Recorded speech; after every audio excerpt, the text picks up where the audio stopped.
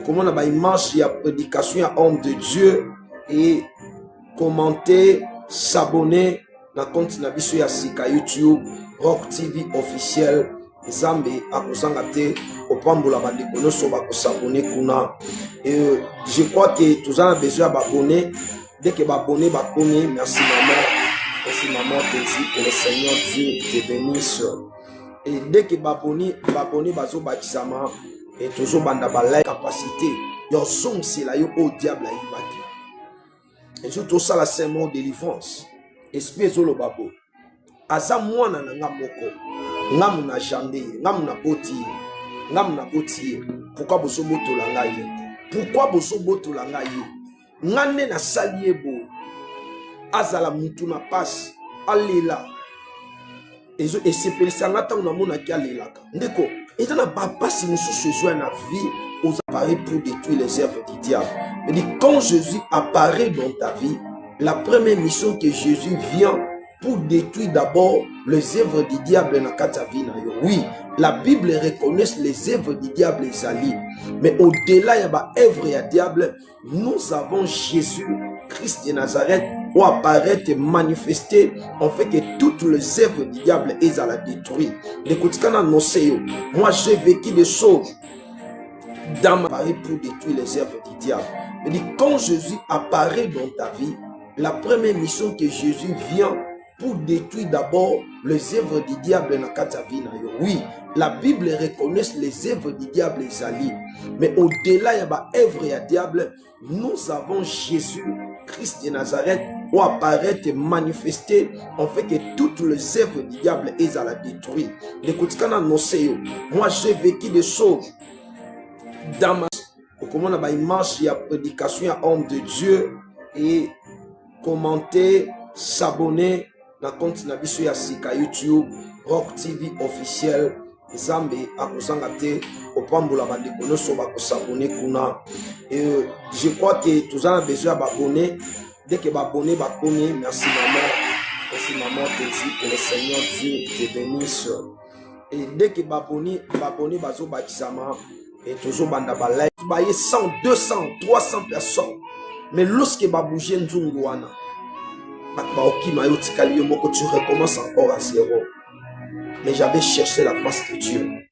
Et les misakingate, j'ai commencé à chercher la face de Dieu. J'ai commencé à chercher la face de Dieu. À des fois, je me réveille. Nous sommes en Suisse, nous sommes en France. Abi papa n'a tiré moi quelque chose. Ils allaient récompense la prière. J'ai dit à quelqu'un, pendant que je l'ai moté mes os passo kayo pendant que je la nangai ma émission kita yo baye 100 200 300 personnes. Mais lorsque ba bouger nzungu wana ba okima yo tikali yo moko, tu recommences encore à zéro. Mais j'avais cherché la face de Dieu. Et les misakingate, j'ai commencé à chercher la face de Dieu. J'ai commencé à chercher la face de Dieu. À des fois je me réveille, nous sommes en Suisse, nous sommes en France. Abi papa n'a tiré moi quelque chose. Ils allaient récompense la prière. J'ai dit à quelqu'un, pendant que je l'ai nangai moté mes os passo kayo, pendant que je l'ai nangai ma émission kita yo, besoin d'abonner. Dès que abonner bakomi, merci maman te dit que le Seigneur Dieu te bénisse. Et dès que abonner bazo bakisama et toujours banda ba live et puis ba programme Yamaka Césali par la grâce du Seigneur. Je parlais sur la délivrance. Dans le Bélassé de notre temps, c'est la puissance de la délivrance. Bien aimé, c'est quand même le Komoko. Nous tournions sur la délivrance na vie n'a été dans la sémence yatamente. Délivrance est important dans la vie à mutu. Délivrance est important dans la destinée à vie à mutu. Dès que tu connais Bisaï, monde spirituel et besoin d'abonner. Dès que abonner bakomi, merci maman te dit que le Seigneur Dieu te bénisse. Et dès que abonner bazo bakisama et toujours banda ba live et puis ba programme Yamaka Césali par la grâce du Seigneur. Je parlais sur la délivrance. Dans le Bélassé de notre temps, c'est la puissance de la délivrance. Bien aimé, c'est quand même le Komoko.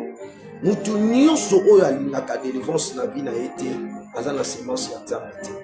délivrance est important dans la vie à mutu. Délivrance est important dans la destinée à la vie à mutu. Monde spirituel et 100, 200, 300 personnes. Mais lorsque va bouger Nzunguana, tu recommences encore à zéro. Mais j'avais cherché la face de Dieu. Et les Misakingate, j'ai commencé à chercher la face de Dieu. J'ai commencé à chercher la face de Dieu. À des fois, je me réveille. Nous sommes en Suisse, nous sommes en France. Abi papa n'a tiré moi quelque chose. Ils allaient récompense la prière. J'ai dit à quelqu'un, pendant que je l'ai a, moté meso pasokayo. Pendant que je l'ai a, ma émission kitayo. Combien y a ma camébélé opère? Combien y a ma entreprise na yo ekwe? Tu peux commencer bien, mais tu vois autour na kaka na rond-point. Est-ce qu'on peut commencer déjà à partager? Parce que nazote a beau permettre ngana te parce que ma camtorote a ne tout ça na prière tout semble la pona bat. Merci maman na si que le Seigneur vous bénisse maman na si. Batbazo lela. Batbazo lela.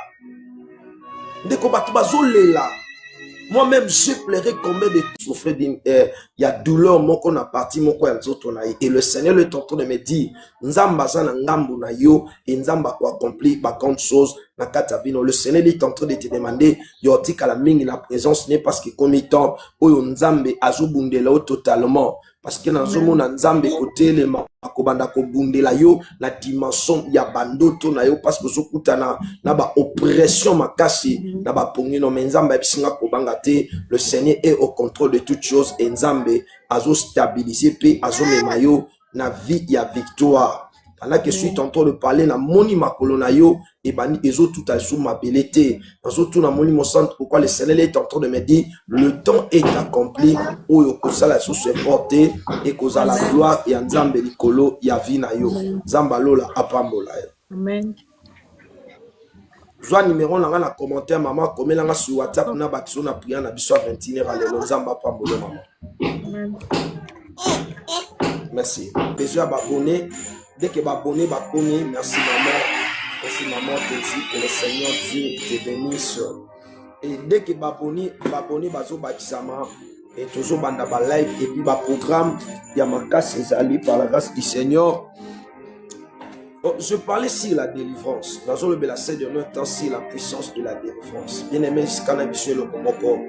Nous tournions sur la délivrance na vie na été dans la sémence ya délivrance est important dans la vie à mutu. Délivrance est important dans la destinée à la vie à mutu. Monde spirituel est